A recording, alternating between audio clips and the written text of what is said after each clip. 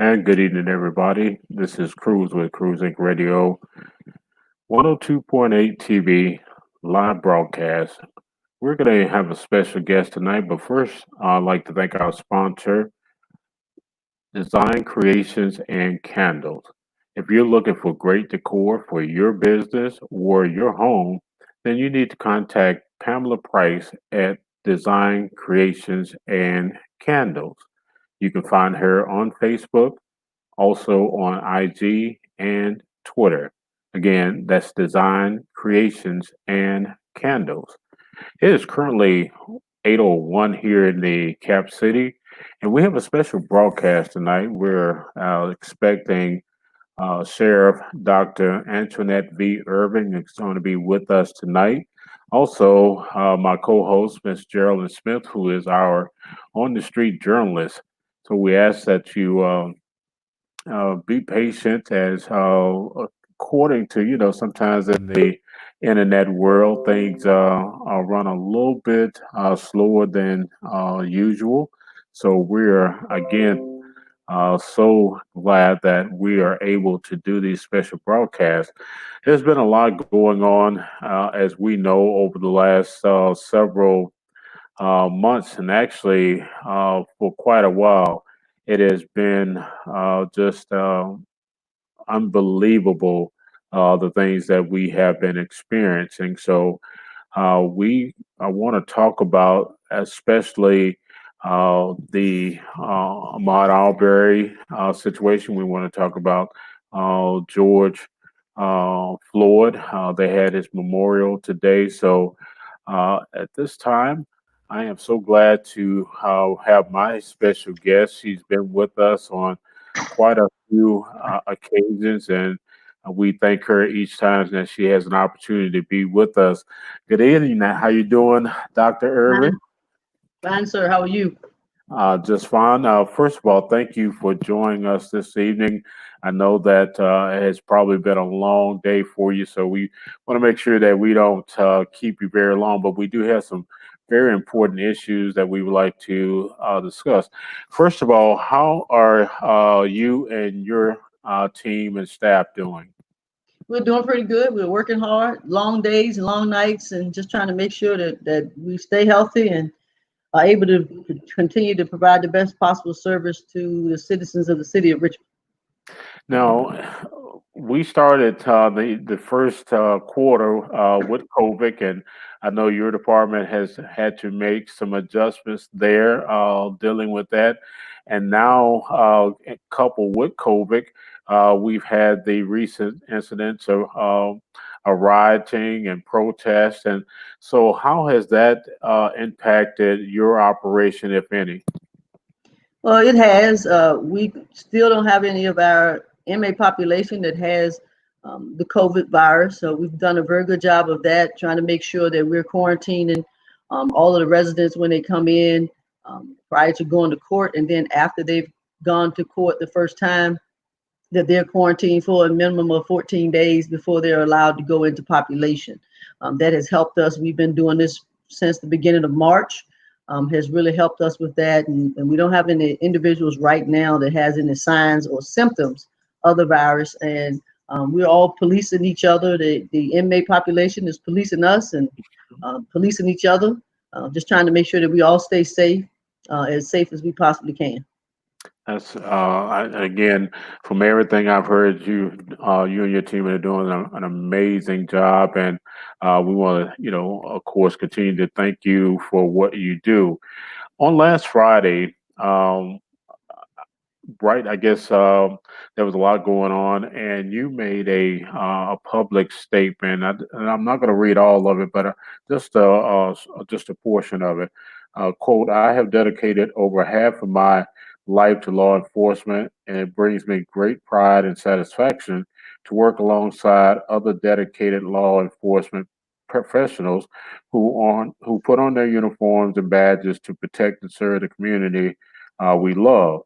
There are no training or policies that direct law enforcement officers to act in such a manner that we have witnessed over the years, and especially in the most recent days." There is no excuse, no or justification for any such actions by any officers. Sheriff Everman, why did you feel that it was necessary to come out and make the public statement and a very passionate and timely statement at that? I felt there was time to make a statement simply because all of us are not bad officers. We have some very good officers around. We have officers that do things the right way. Uh, in seeing what I saw, I know that I wasn't trained that way. I don't train other people that way. And it's not what we do. And I felt it was time for me to say something because it makes all of us look bad for someone else's actions. And I know a lot of things happen in the heat of time, but when you're under pressure, your training is supposed to come back to you and you do what you've been trained to do. And you just simply do the right thing because it's the right thing to do. Now, today, from our reports, is that you and your officers did something extremely, I won't say profound, but it was, and I guess showing unity that you all understand, and that from a humanitarian standpoint. Tell us about that event today, what you and your officers did. I felt it was necessary for us to show that we too dislike what happened, that we too must show the community that we are going to hold each other accountable. Because when actions happen and someone's there to see you do wrong, it's our responsibility to make sure people do right. And if we're holding each other accountable, at some point we have to tell one of our fellow coworkers and our family members and peers and brothers and sisters, as we call them, we have to tell them when they're wrong, and we have to excuse them from situations when they're not doing what they're supposed to be doing. So we felt that as a command staff, that we would show our comrades that it's a time to do right, and what happened was not right. So we wanted to make a statement that we are with our community. This is our community. I love this city. I've grown up in this city, and I want to make sure that we're treating people the right way because it's the right thing to do.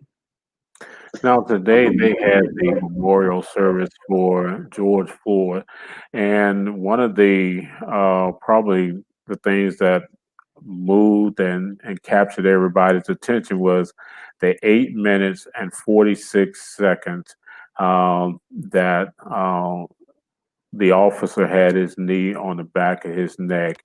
And 8 minutes and 46 seconds is a long time. And there are now being other officers charged. Do you, in your opinion, think that they should be charged as well as being culpable for the death of George Foreman? Everybody should be charged simply because of the failure to act.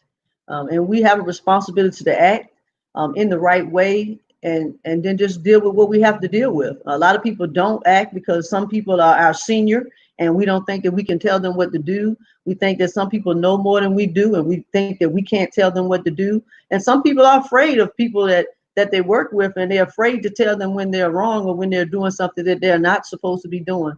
It's hard to make that split-second decision oftentimes for young officers or officers that feel intimidated by other officers. Sometimes it's hard for them to do that.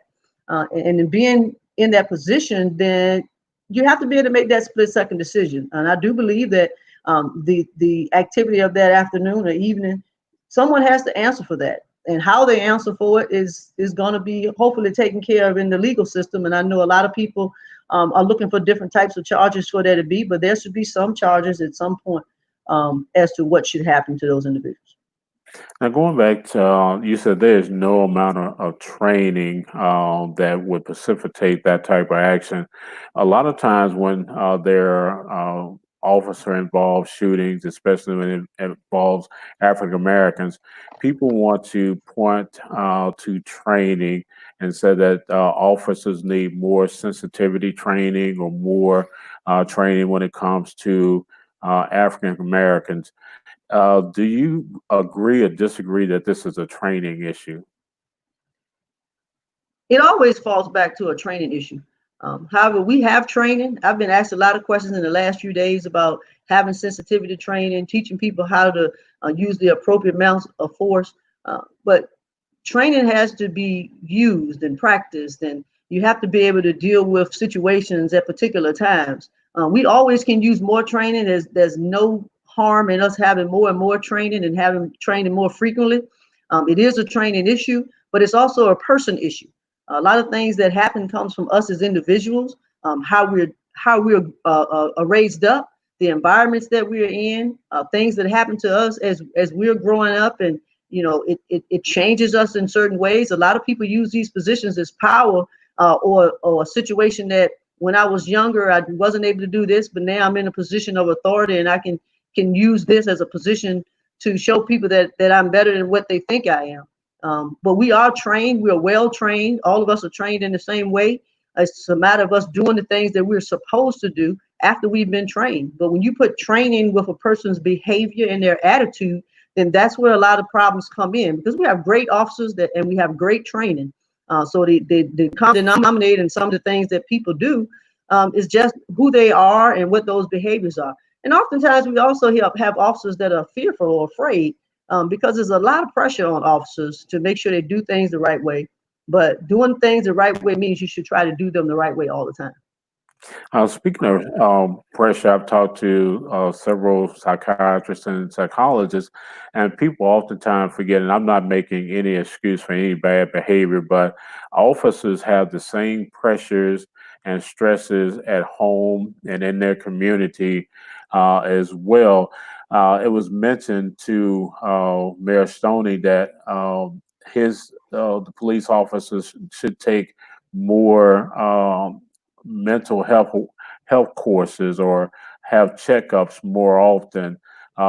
It was suggested maybe quarterly or at least semi-annually that officers go through some type of evaluation. Do you feel that would also help in terms of early intervention in some of these cases where perhaps the officer is stressed? I don't think it's a bad idea. We all need help. A lot of times we won't admit that we need help. We get stressed. It's a lot going on, whether we volunteer to work a lot or we have to work a lot because of the absence of other people that we have in our employ. So it's nothing wrong with us being placed in a situation where we have to talk to individuals and let them know how we feel about things and what's going on. We have the pressures of what we do as in a job, and then we have the pressures of what we do at home. A lot of us are doing so many different things. We're working a lot. Some of us are going to school. We're raising families. We're a part of taking care of either younger people or older people. So there's a lot of different pressures that we have. So there's nothing wrong with us having to go through some type of evaluation or sit down and talk to someone just to tell them how we're feeling and what's going on with us. And maybe they can give us some tools and some information about how is that we can do some things a little bit differently, even if it's just to take some pressures off of ourselves. Because if we have a lot of pressures, and even though we know how to do the right thing, when we're tired and we're stressed, we react to things differently. It's just like any other person that has a lack of sleep. Because we have different types of jobs, we may react to it a little bit differently, but ultimately we may end up doing something that's going to cost someone their life or injure someone or get injured or harmed ourselves or even one of our peers or our coworkers.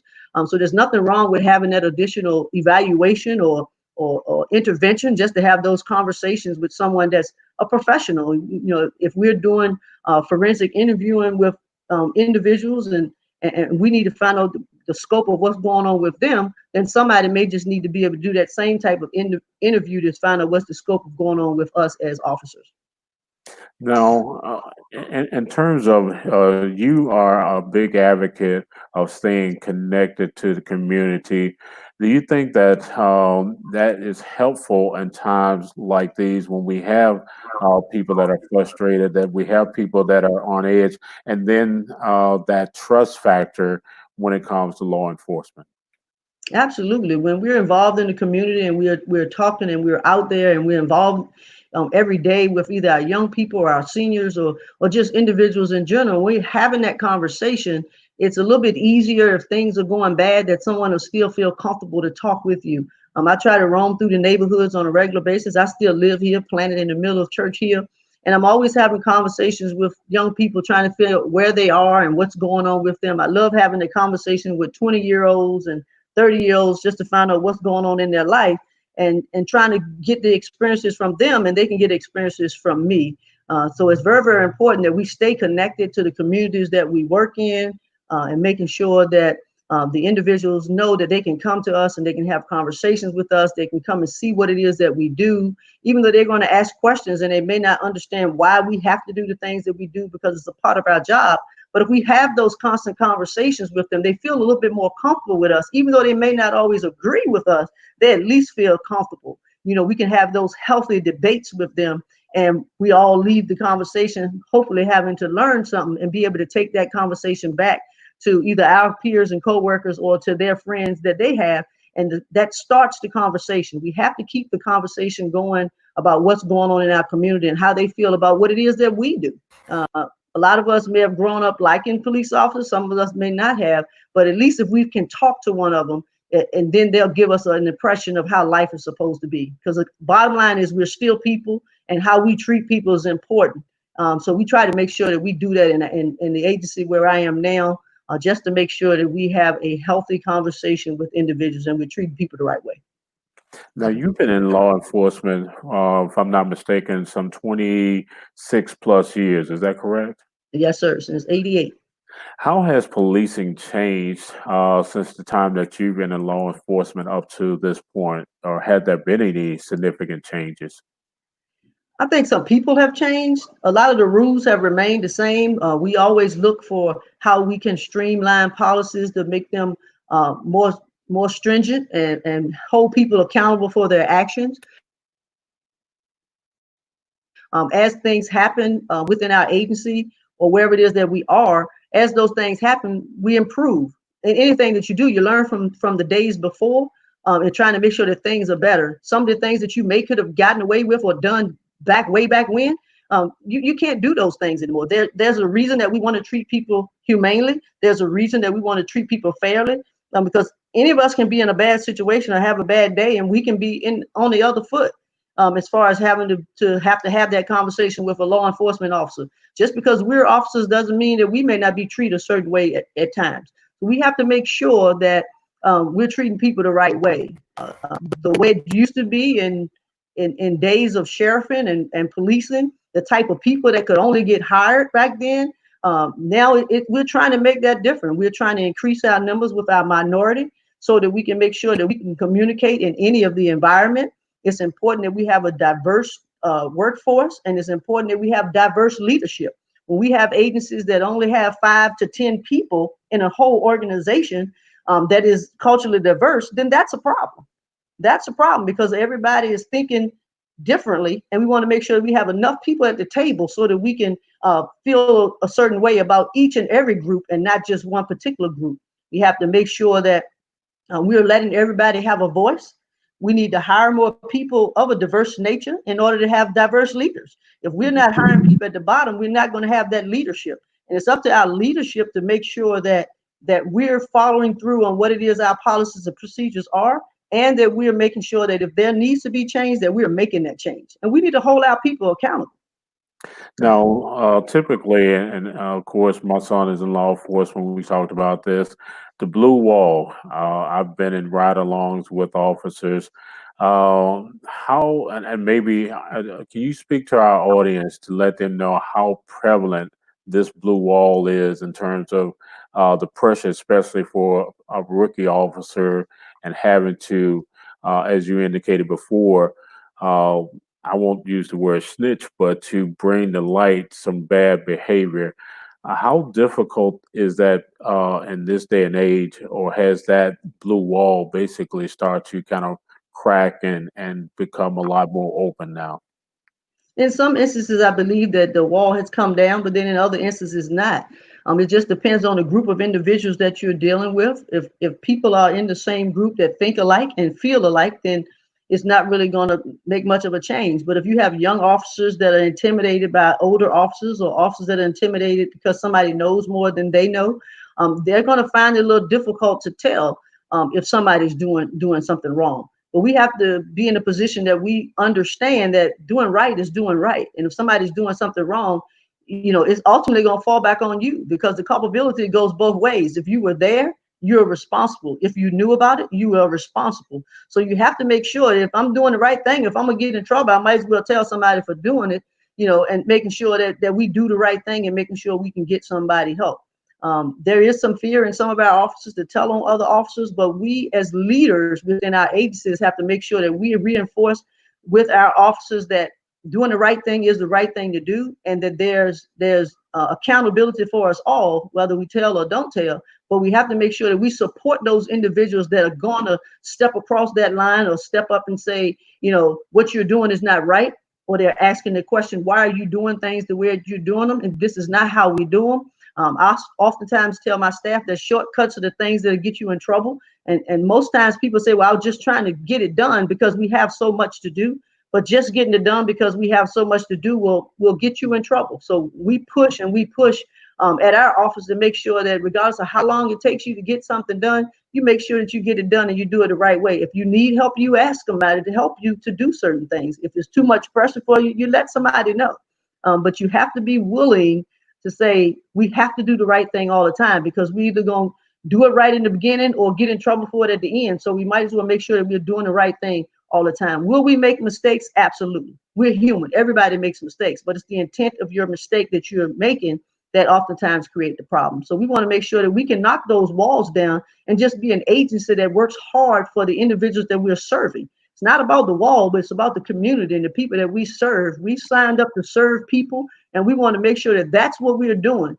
And each one of us, if we connect and do that, we'll do a better job of getting those things done. Is it tough? It's tough. Yes, it is. And we need each other to make sure we can get those jobs done. But we need to make sure that we're helping each other do things the right way for the right reasons, simply because it's the right thing to do. I was at the jail recently. I guess it was a couple months ago when Lieutenant Governor had the forum there. And one of the things that I noticed and that a lot of people were saying was your officers are extremely courteous. They're extremely professional, and that is indicative of you and the standard that you have put in place. Uh, Going into the situation, was that important to you to set the standard and even raise the bar? Yes, it was very important to change the culture. I campaigned on a culture of excellence and making sure that we're doing things right, that we're learning together and we're growing together. I tell my staff every day after we meet, go learn something, go do something different, go make sure that you're making a difference every day at work, whether it's with one of our staff members or with one of the residents that we have or in one of the programs that we have. Changing the culture is very hard. Oftentimes is not one of the best days when you try to change the culture, because we want people to do things for the right reasons. But if we have people doing things on a positive note, and we can tell when somebody may get a little frustrated or be a little worn out, then we're looking out for each other. And we want to make sure that people are professional, that people know the job that they need to know, and know whether or not it's the job that's for them. It may not be the right job for you. It's fancy, it's nice. You shine in the neighborhood and those types of things, and people look up to you because you're a person of power or a person in authority. But if you're not doing things the right way, having on a uniform is no benefit to anyone. And it's definitely not a benefit to you if you're just wearing a uniform to say that you are whoever you are. You're wearing a uniform so that you can serve the people within your community. And it's important that we make sure we do that. It's important that we treat the people that come through our doors at the sheriff's office or the doors we go to when we're outside in the communities or when we're at the courthouse and we have to greet someone. It's important that we're treating them humanely. It's important that we treat them like they're good people, because we don't know them to be any other way, because we don't judge people on why they're there or what they're coming into the court for or why they even come into the Justice Center. Our thing is to judge people because they're people. And how they act, and hopefully we can help them to become better people while they're in our presence, and they can also help us to become better people. It's a culture, and I know that's used a lot, but it's a culture that I planned to change when I got there, and I think we're doing a pretty good job of that in the last 2.5 years, and we're on our way to finishing up our third year, and I think that we're doing a good job of that. We're learning a lot of good things. We're learning a lot of people. And we're working hard to make sure that the citizens of Richmond are proud of what it is that we do. And if they want to help us do anything differently, then all they have to do is call us, and we'll do our best to get that done. Speaking of the citizens of Richmond, we've had some. We got to call it as we've had rioting, we've had looting, we've had vehicles burned. Do you think this is indicative of our city, or do we have perhaps what has been said, agitators that are coming in and destroying and making peaceful marches and protests ugly? I think it's a combination of several things. There are some people that start some things, and there are some people in our city that are opportunists and they take advantage of things in the conditions that they're in. Well, people are frustrated. And it's not just people of color that are frustrated. As you see, there are people of all diverse cultures that are frustrated. But I don't know that our community is tearing up the community as much as people think that it's us. A lot of people come from surrounding counties and other cities and other states to be involved in what's going on. And we just want to make sure that if we can continue to treat the individuals that live in our cities every day and we talk to them and do some things with them, then hopefully they'll realize that it's our city that's going through this and we have to go through it together. People are frustrated. And people think that they're not being heard when they're silent. I had a conversation with a 20-year-old just recently, and the 20-year-old said, yeah, when Martin Luther King marched, he marched in silence and things got done. Now that people are being silent now and they're in their early stages of life, people aren't listening. And when you mess up and do things wrong, people pay attention. But those are the things that they get in schools while they're in school. If they're the good kid and they're doing their work, nobody pays any attention to them, or they pay less attention to them. Those kids that are acting up, they get all the attention from the teacher or they get all the attention from the administrators. So those are the things that they see. They think that if I'm raising Cain and making a lot of noise, that people are going to listen. So they're frustrated and they see that's the way to be heard and hopefully to get things done. They're not familiar with silence can make it work as well because they haven't seen that. They're not up close and personal and intimate with silence making things happen. But the people in our city are good people, and they are frustrated and they are doing some things that they wouldn't normally do.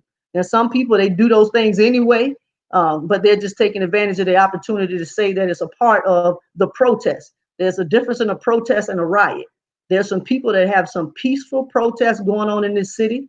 And there's some people that want change and they're trying to go about it the right way. They just need to make sure that what it is that you want, you have to tell people what it is you want, why you want it, and how it is that you plan to get there. And how do you work with the leadership of the community to get it done? We're not going to be able to do it in individual pockets. We have to be able to do it as a group.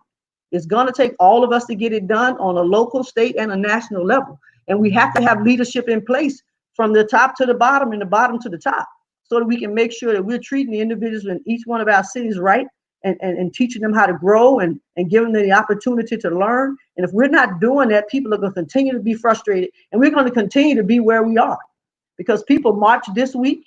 They march 3 months from now. They march the next time some of this happens. And if we don't do anything different, we're going to destroy our world because we're not putting policies in place. We're not holding people accountable, and we don't have the right leadership to make sure that it gets done. Absolutely. I saw a post, and this is again to much to what you were saying about the frustration. There was a young lady had a sign. She says, "We are not our ancestors.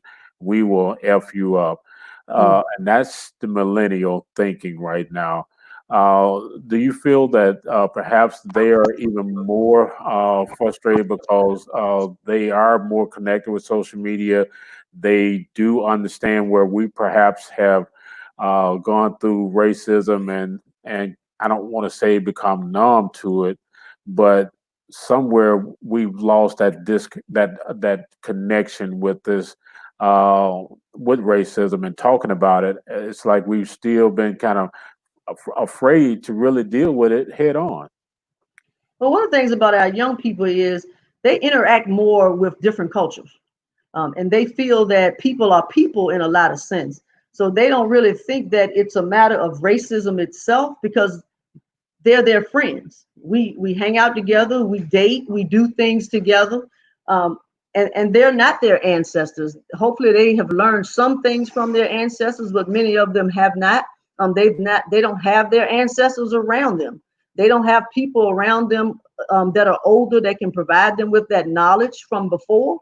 And we have to remember that our young people like instant change and instant gratification. If they don't see something happening now, then they're going to get frustrated. We've always been patient as older people, or as their ancestors would be, have always been patient because you had to tolerate so many things that you didn't have any control over. Our young people now feel that why don't they have control of it? They're smart. They work. They own businesses. They can think quick. They do things that we would have never done growing up, or our ancestors would have never done. They feel that they're in a position to make change happen, however it is necessary that they need to make that change happen, and that's what they plan to do in order to be able to live a better life and get the things done that they want to get done. It's just they want it done a little bit faster, so it frustrates them to have to slow walk instead of being able to get it done a little bit quicker. I've heard many commentators and other resources say that this was basically kind of like the perfect storm. We had COVID that basically peeled back the onion in terms of systemic racism, especially with African Americans. We're not having the proper health care. And then we see all of the, with George Floyd, Ahmaud Arbery. I was listening to that preliminary hearing today, and some of the details that came out in that just were horrendous. And much to what you said, this has been going on for years. So, do you think that it has just come to a boil, and in terms of we now have to start to address racism and have some concrete, not only conversations, because we've been talking a long time, but some concrete resolutions? We have to have some resolution. Um, People are people. And until we change the thoughts of people and people that are in power and in control of how things take place, then we're going to have the same types of problems that we have. We have to be willing to let people know how we feel. We have to be willing to come to the table with solutions and not just talk about it. So until we're able to do that, then we're going to continue to go through the same thing over and over again. And COVID has exposed a lot of things about how we can do business, about how we treat people, how we deal with people. So COVID has put all us in a place where we have to be around each other more. Uh, Mhm. some of us are working every day, and some of us at home every day. Families are there together and having better conversations about things, and it's not working sometimes in the household because now we have to be around each other. So we have to make sure that we're having positive conversations, but that we're also having timeouts with ourselves to make sure that we can have those conversations within our own selves, to make sure we're checking on ourselves as to what it is that we're doing right and what it is that we need to improve on. But we have to be willing to do that. We can't keep settling for what has happened in the past. We have to be willing to step out there and challenge people and tell people when things are not right and give them some type of solution for the problem. Don't come with a problem if you don't have a solution for that problem. But Yes. we've got to be willing to step up and tell people when they're wrong, regardless of how they're going to feel about it or how they're going to make us feel by not understanding. But we have to have that healthy debate. And if we're not willing to have healthy debate because we think that our answer is always the right answer, then we're going to have a problem as an individual and as a community and as a nation. So we have to stop accepting things for the way they are or how they have been, and be willing to make sure that we can move forward and make that change. It's a culture that has to change. We're not where we were before, and we have to be able to move along and do things different. The millennials, that's where we are. Those individuals, they're smart. As I say, they're very intelligent. They keep us active and on our toes, and they want to make sure that people are treating each other right. Because again, those are their friends. They love everybody. Kids get to feel about people the way other people want them to feel, and that becomes a problem with them sometimes. They don't accept the everyday thing. They accept things because they want to accept them. They don't accept them because we want them to accept them. Absolutely. As we get ready to wrap up, and I certainly appreciate you taking time out of your busy schedule, and we're going to be having more of these conversations because I think it's vitally important that law enforcement stay connected to the community, and that they need to hear from you all in these not just these difficult times, but in good times as well. My question, I'm going to pose the question to you that I posed to Chief Eric English last week, is that um, Sheriff Irving, when they tell us to hold up our hands, we hold up our hands, we still die. When they tell us to get down on our knees, if we get down on our knees, we still die. When we comply, we die. When we are not doing anything but minding our own business, we die. What do we need to do? How can we make it home? I know this is a huge question, and but what would you say to perhaps a young man that's afraid right now? And he's watching this program. What would you say to him to basically give him some insight on how to navigate this unusual and growing tension time? It's an unusual time, and we want to make sure that we can convince our young people that all officers are not bad. So we want them to continue to do the right thing. We've told them to hold their hands up, get down, be quiet, ask the right questions is how you ask questions. But individuals that don't want to hear that and don't want to see them do the right thing are going to be the people that's going to cause problems. So we want our young people to continue to do the right things. Put your hands out the window, hold your hands up, don't make any sudden moves. We want our young people to still do that. If they ask you a question, answer that question. If something goes on at the scene, ask for a supervisor. Sometimes you may just, be quiet, and when you get home, tell your parents, tell somebody, call the police, make a complaint. Do those things. But what we have to do is we've got to change that officer that pulls you over. We have to change that officer that comes to that door, to that car door where that young person is. We have to change that officer that stops that young person walking down the street and question them just because they think they can. We have to change that officer more so than we have to change that young person, because that young person has been told to do the right thing and they're trying their best to do the right thing. And when we have officers that really don't care or antagonize our young people to see just how far we can take them, and we know that they're going to get agitated, and once they get agitated, they're going to say something or they're going to do something that puts them in a vulnerable situation. That officer is the person that we need to change more so than the young person that's trying to do the right thing.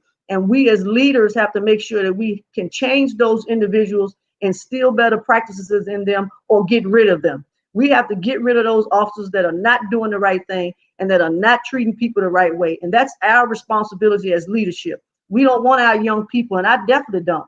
I'm in this community as well, and I don't want the young people that live in my community to be afraid. I don't want them to be afraid of just walking down the street. I just came through the neighborhood a few moments ago in Creighton Court, and it's a plus for me that they say, hey, how you doing? How you been? I haven't seen you in a couple of days. I haven't seen you. It's good for me to hear that from them because they know who I am and they can see and they know I'm going to treat them the right way, but they also know I'm going to get on them if they're not doing what they're supposed to be doing. I'd rather an officer be able to have those types of conversations with our young people and pull up on them when they're not doing right and push up on them when they are doing the right thing. We want to make sure that we do that. It's the officer that we need to change, and not just suspect a young person because they're walking down the street with the pants hanging down, which I hate, but they're walking down the street. Tell them pull the pants up, but don't get in an argument with them. Don't antagonize them. If they're doing wrong, tell them they're doing wrong. Tell them what it is that they're doing. There are a lot of young people that I hear them saying, and I've watched videos, and they say, well, what is it that I did?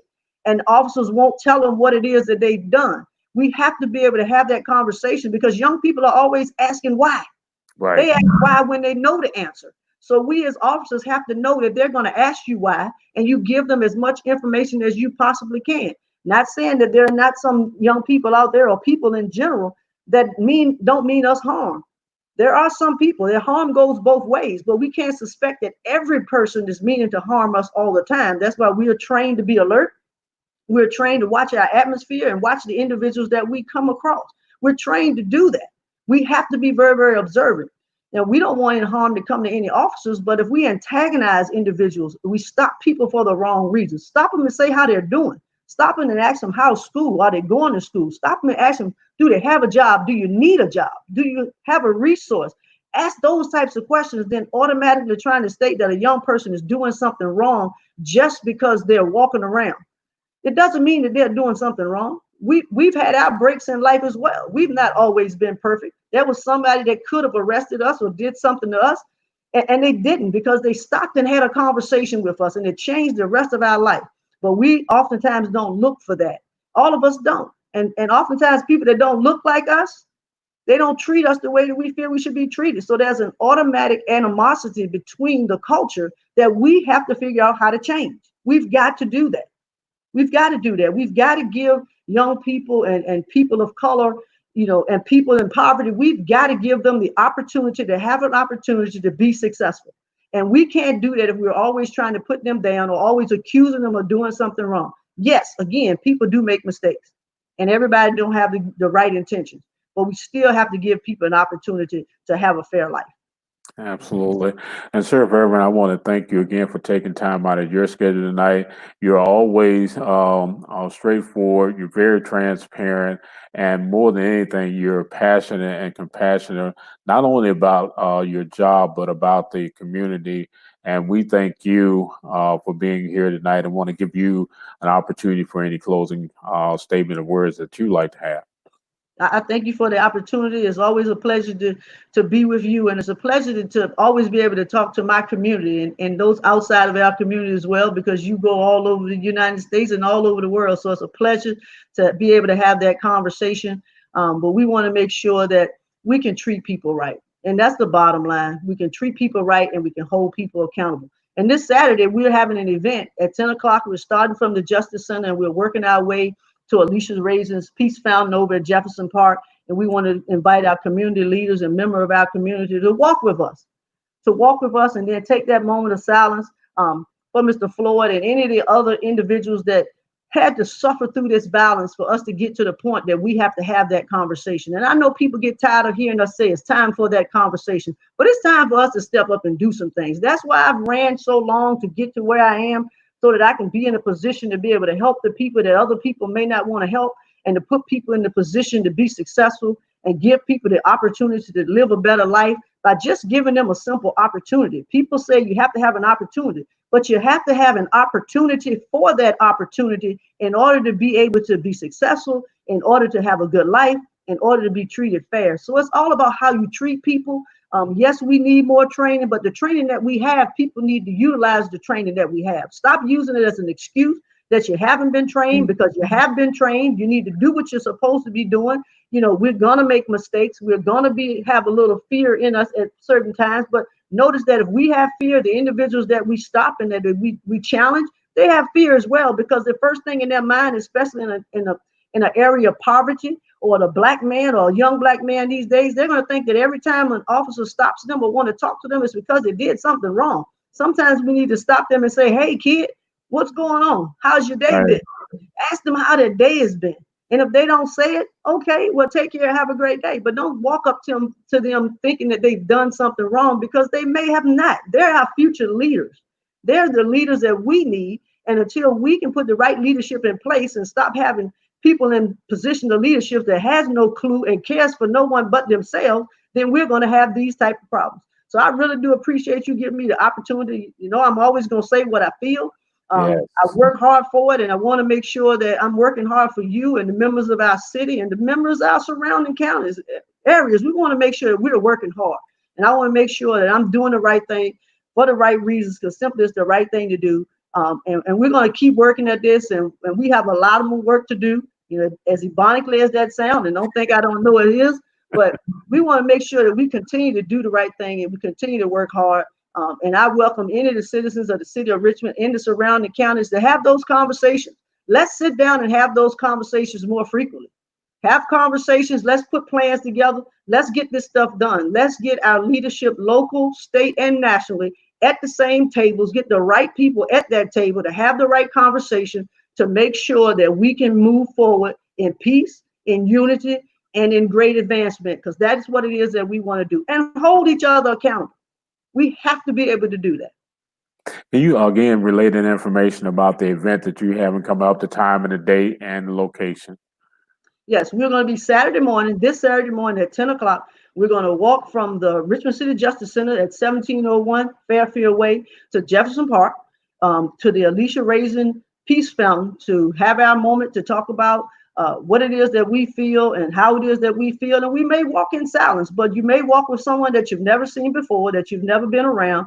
We want to walk in peace, but we want to walk in progress, because we have to move forward, and that's what we need to do. We're welcome to see you on Saturday morning at our rally, at our walk. We're not protesting, we're not rioting, we're not doing any of that. We're just walking together in unity and in peace to ensure that we can do the things for this city, to build our city and grow our city. I look forward to seeing you Saturday at 10 o'clock. All right, thank you, Dr. Irving. We certainly appreciate that, and we continue to pray for you and for your team and for law enforcement all around the country because these are some very difficult times. And as Dr. King says, one day we're going to get to that place where we're judging people by their character and not by the color of their skin. Absolutely. Thank you. Thank you, and have a great night. Good night. All right, everybody. Again, thank you for being with us this evening. We've had the pleasure of having Sheriff Dr. Antoinette V. Irving with us this evening. As you know, she always is a very candid person. She speaks what's on her mind, and she's highly regarded in the community. And so, again, we ask if you are available, join her and her team.